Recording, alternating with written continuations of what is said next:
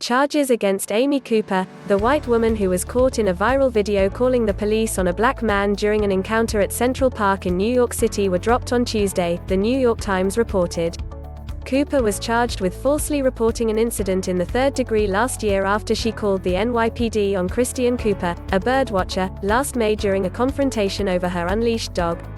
During the incident, Amy Cooper dialed 911, telling authorities Christian had threatened her.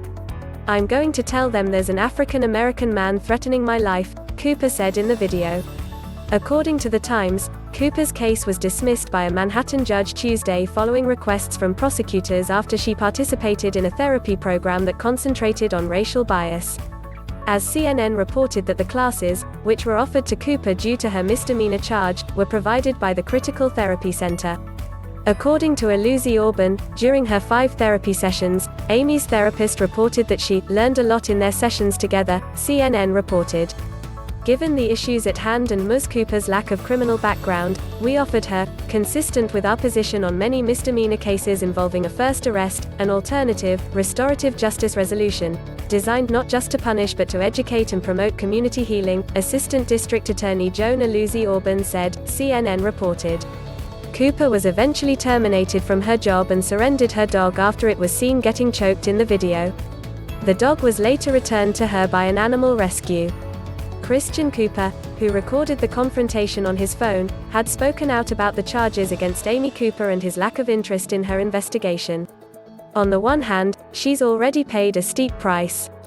That's not enough of a deterrent to others. Bringing her more misery just seems like piling on, Christian Cooper said in a statement to the New York Times last summer.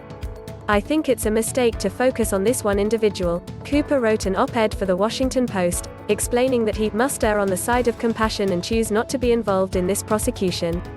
"The important thing the incident highlights is the long-standing, deep-seated racial bias against us black and brown folk that permeates the United States," Cooper continued.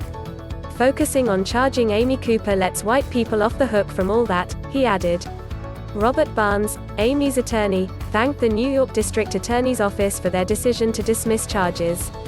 After a thorough and honest inquiry, the New York DA's office dismissed all charges today against #Amy Cooper. "We thank them for their integrity and concur with the outcome," Robert Barnes, Cooper's lawyer, wrote on Twitter Tuesday morning. Others rushed to the wrong conclusion based on inadequate investigation and they may yet face legal consequences.